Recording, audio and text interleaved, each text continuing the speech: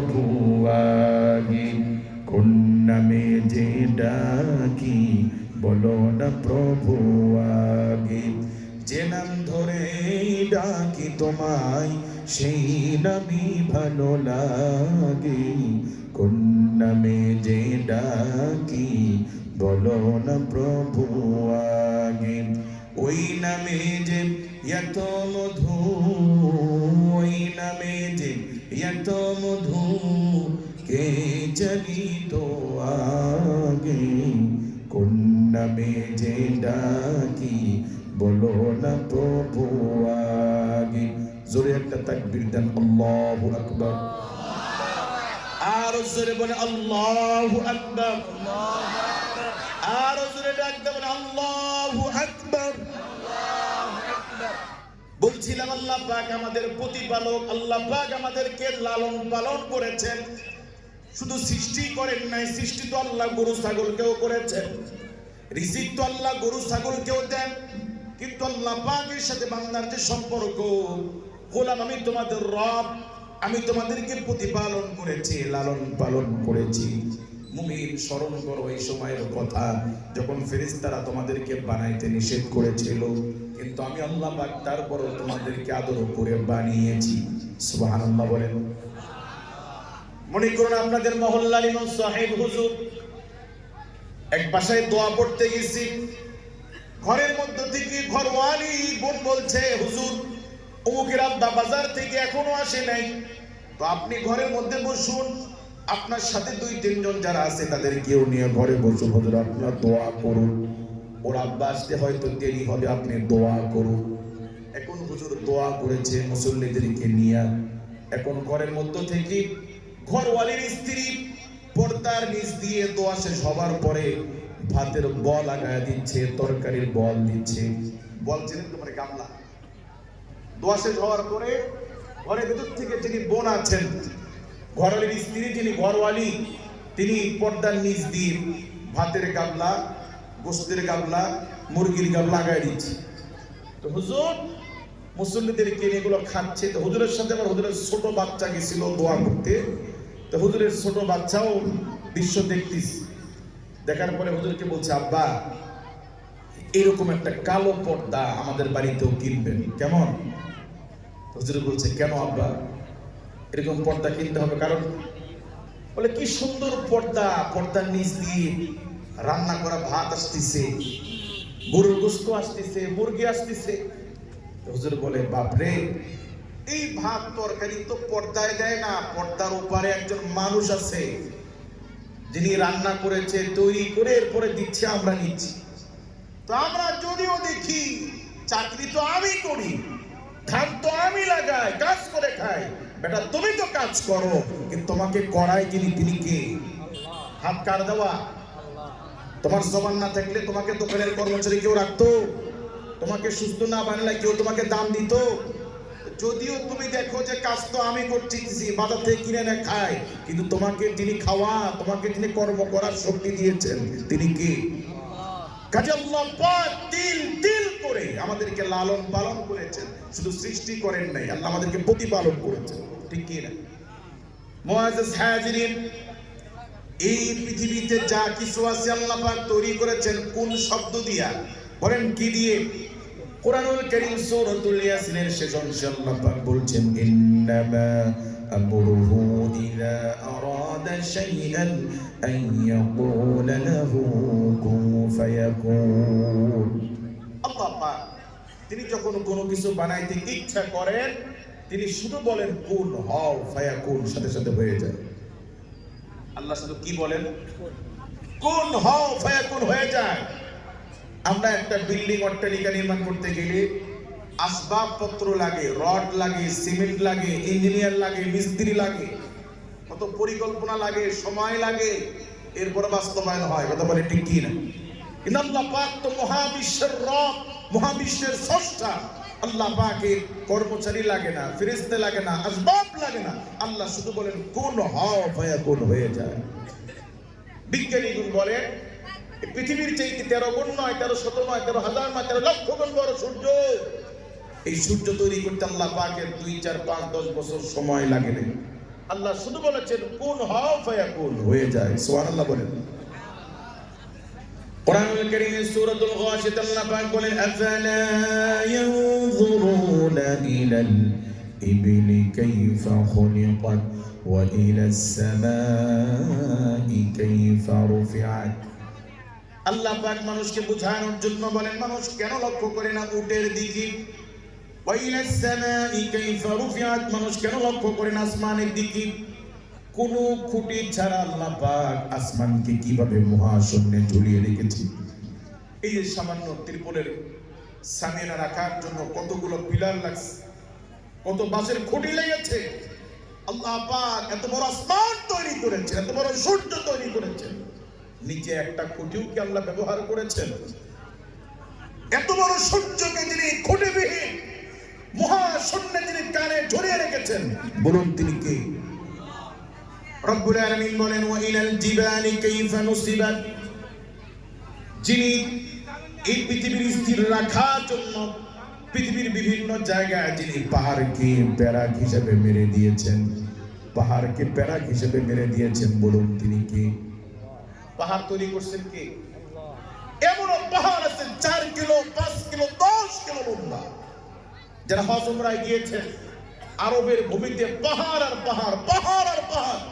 মক্কা থেকে তায়েফ গেলে রাস্তার দুপাশে যতদূর চোখ যায় খালি পাহাড় আর পাহাড়। সুবহানাল্লাহ। এই পাহাড়গুলো আল্লাহ পাক প্যারাক হিসেবে জমিনে মেরে দিয়েছেন, যেন জমিন তার ভারসাম্য হারিয়ে না ফেলে, যেন ঘন ঘন ভূমিকম্প না হয়। কৃষক যখন পানি সেচ দেওয়ার মেশিন সেট করে, তখন এই মেশিনের চারপাশে কিছু খুঁটি, কিছু লোহার রড মাটিতে গেড়ে দেয়, তারপরে মেশিনের সাথে ওই রড রশি দিয়ে বাঁধে, যেন মেশিন স্টার্ট দিলে যেন মেশিনটা নড়াচড়া না করে, মেশিন যেন স্থির থাকে। এই জন্য কৃষক মেশিনের পাশে খুঁটি গাড়ে কি গাড়ে না। আল্লাহ পাক এই পৃথিবীর ভারসাম্য রাখার জন্য পৃথিবীর বিভিন্ন জায়গায় আল্লাহ পাহাড়কে প্যারাক হিসেবে মেরে দিয়েছে। কে মারছেন? গড়েছ তুমি এই পৃথিবী জাহান, তুমি অসীম তুমি মহান। গড়েছ তুমি এই পৃথিবী জাহান, তুমি অসীম তুমি মহান। তুমি পৃথিবীর পালনকারী, তুমি প্রভু বিশ্বজামি। আমি তোমাকে দেখি, আমি তোমাকে খুঁজি, আমি তোমার প্রেমের কবিতা লিখি। গড়েছ তুমি এই পৃথিবী জাহান, তুমি অসীম তুমি মহান। তুমি পৃথিবীর পালনকারী, তুমি প্রভু বিশ্বজামি। আমি তোমাকে দেখি, আমি তোমাকে খুঁজি, আমি তোমার প্রেমের কবিতা লিখি। কাজে সৃষ্টি জগৎকে সুন্দর করে যিনি সৃজন করেছেন তিনি কে? বলুন কে?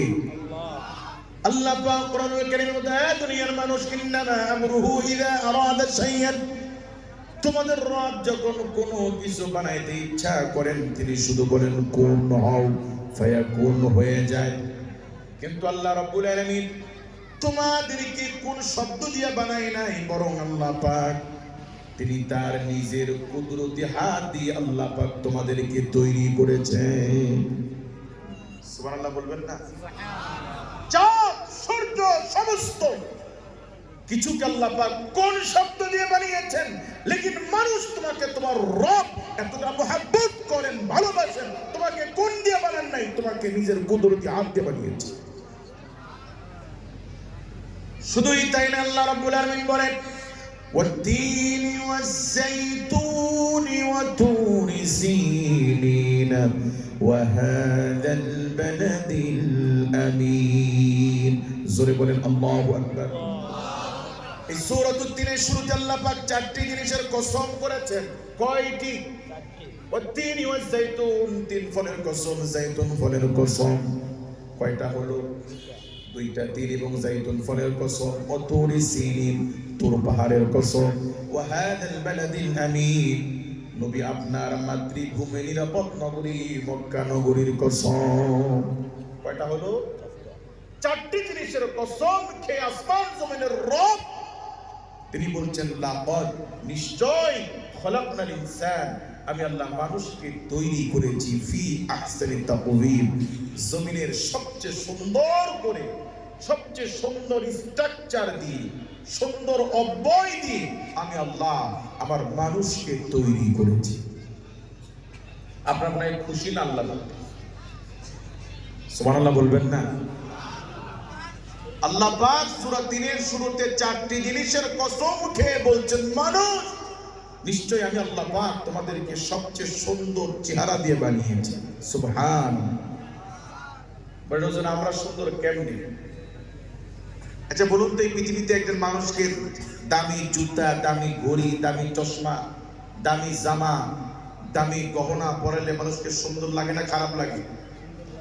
কিন্তু এই দামি ঘড়ি, চশমা, জুতা, স্যান্ডেল আপনি গরু ছাগলে পরান, ভালো লাগবে না খারাপ লাগবে? একটা জুতা, একটা টি শার্ট যদি গরুর গায়ে পরাই দেওয়া হয়, ছাগলের গায়ে পরাই দেওয়া হয়, ভালো লাগবে না? মুমিন তাদেরকে পরাইলে, গরু ছাগলে পরাইলে খারাপ লাগে, তোমাকে পরাইলে সুন্দর লাগে, কারণ যিনি তোমাকে তৈরি করেছেন তিনি বলছেন আমি মানুষকে সুন্দর করে বানিয়েছি। এই পৃথিবীতে কোনো মানুষের যদি মাথায় চুল না থাকে মানুষকে দেখতে ভালো লাগে না খারাপ লাগে? কোন মানুষের যদি আল্লাহ পাক চোখের ভুরু না দিতেন ভালো লাগতো না খারাপ লাগতো? পৃথিবীতে মানুষ তোমাদেরকে যিনি চোখ দিয়েছেন বলুন তিনি কে? আল্লাহ পাক কোরআনে বলছেন আলাম নাজআল লাহু আইনাইন ওয়া লিসানান ওয়া শাফাতাইন মানুষ আমি আল্লাহ রাব্বুল আলামিন কি তোমাদেরকে দেখার জন্য চোখ দেই নাই? ওয়া লিসানান ওয়া শাফাতাইন তোমাদেরকে কথা বলার জন্য কি জবানটা আমি আল্লাহ পাক দেই নাই? কাজে চোখ জবান এগুলো কে দিয়েছেন? আল্লাহ। মুআজ্জাজ হাজিরিন দামি এই চোখ আল্লাহ পাক ফিরিয়ে দিয়েছেন। ওই আল্লাহ পাক চাইলে চোখটারে কপালের উপরে দিতে পারতেন কিনা? বললা পারতেন কিনা? কিন্তু মুমিন তোমার এই দামি চোখ আল্লাহ পাক চাইলে কপালে দিতে পারতেন কিন্তু দেন নাই। মুমিন তোমার কপালের উপরে চোখ দিলে তুমি হঠাৎ পড়ে গেলে তোমার চোখে আঘাত লেগে পানি যুক্ত এই চোখ ছিটকে বের হয়ে যাইতো।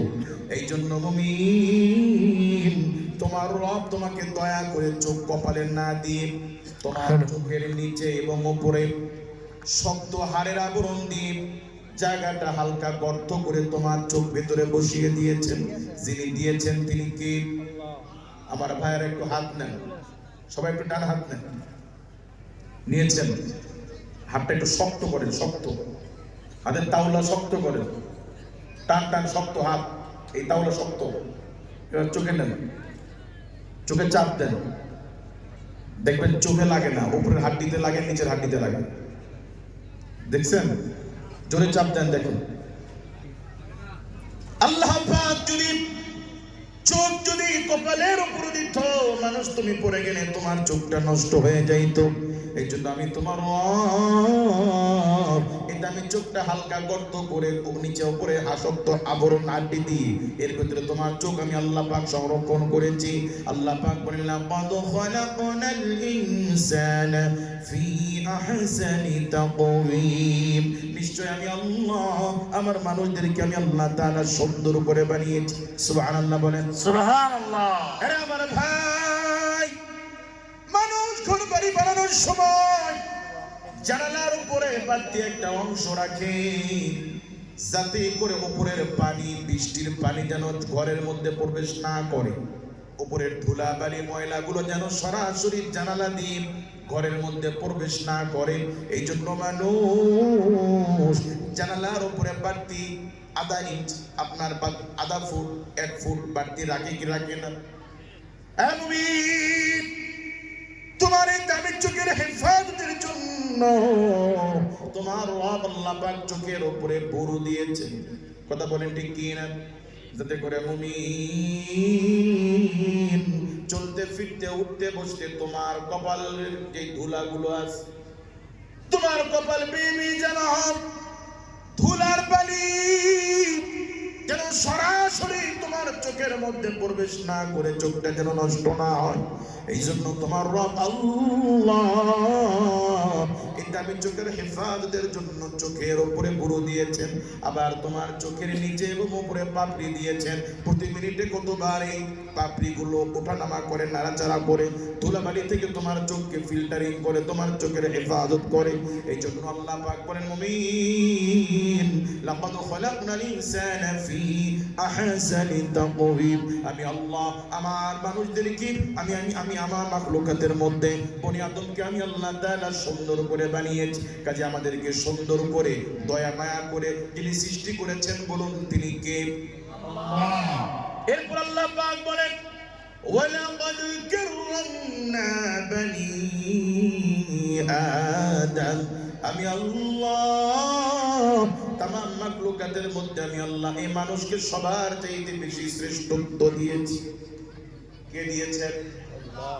কারণ মানুষের গায়ে শক্তি খুব বেশি নাকি না? আল্লাহ পাক বলেন, ওয়াখুলিকাল ইনসানু দাঈফা। শোনো মানুষ, আমি আল্লাহ তোমাদেরকে দুর্বল করে বানিয়েছি।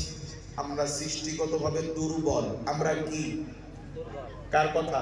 আল্লাহ। আমি তৈরি করছি না মিস্ত্রি তৈরি, মেকার তৈরি করেছে? আমার ধারণা বেশি না যে এটা তৈরি করেছে এটার ব্যাপারে তার ধারণা বেশি, যে বানিয়েছে তার ধারণা বেশি। কথা বলেন ঠিক কি না? আমাদেরকে যিনি বানিয়েছেন তিনি কে? আল্লাহ। আল্লাহ পাক বলছেন, মুমিন ওয়া খুলিকাল ইনসানু দাঈফা। আমি আল্লাহ তোমাদেরকে দুর্বল করে বানিয়েছি। আল্লাহ আমাদেরকে দুর্বল করে বানিয়েছেন। কি করে বানিয়েছেন? দুর্বল।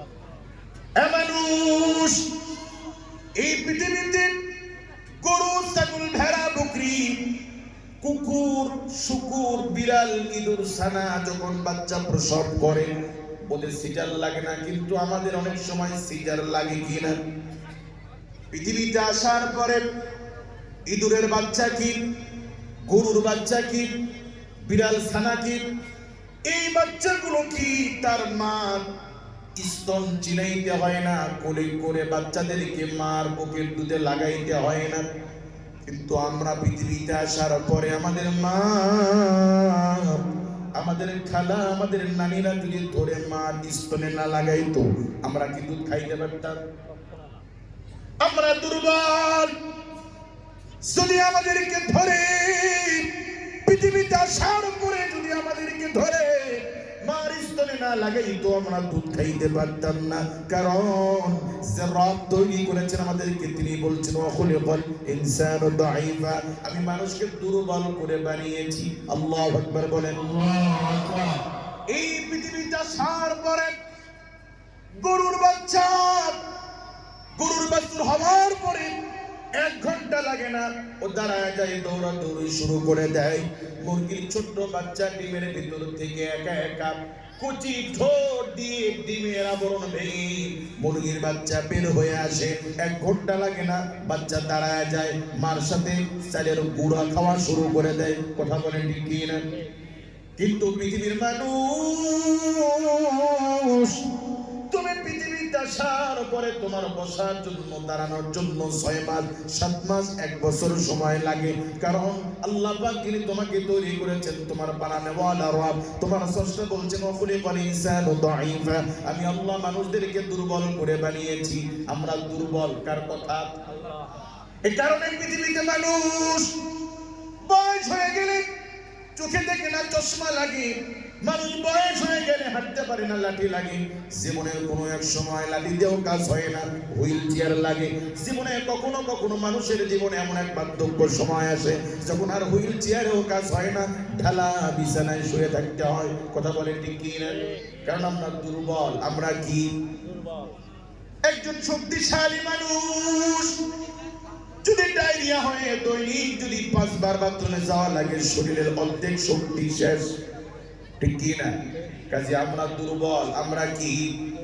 দুনিয়ার মানুষ। তুমি দুর্বল মানুষকে দুর্বল করে বানানোর পরেও আমি আল্লাহ ওয়ালাকাদ কাররামনা বনি আদম, জগতের সমস্ত মাখলুকের উপরে আমি আল্লাহ তোমাদের শ্রেষ্ঠত্ব দিয়েছি, মর্যাদা দিয়েছি। আমরা যদিও দুর্বল, কিন্তু সম্মানের দিক থেকে, ক্ষমতার দিক থেকে আল্লাহ পাক আমাদেরকে সম্মান, আমাদেরকে আল্লাহ ক্ষমতা দিয়েছেন। কথা বলে ঠিক কি না? মুআজ্জিজ হাজিরিন, এগুলো তুমি মানুষ দুর্বল, তোমার সেবার দরকার, তোমার একজন খাদেম দরকার। তুমি পৃথিবীতে আসার পরে যেখানে প্রসাব করো সেখানেই শুয়ে থাকো। তুমি পৃথিবীতে আসার পরে কোনটা খাবার কোনটা পায়খানা তুমি বুঝতে পারো না। এই জন্য তোমার একজন সেবিকা দরকার। দুনিয়ার মানুষ, এই তুমি দুর্বল মানুষকে লালন পালন করার জন্য আমি আল্লাহ পাক তোমার মার দিলের মধ্যে, তোমার বাবার মায়ার মধ্যে আমি আল্লাহ তোমার প্রতি আকাশচুম্বী দরদ, মায়ার দরদ আমি আল্লাহ তাআলা ঢেলে দিয়েছি। আল্লাহু আকবার বলেন। যদিও দেখি আমি অসুস্থ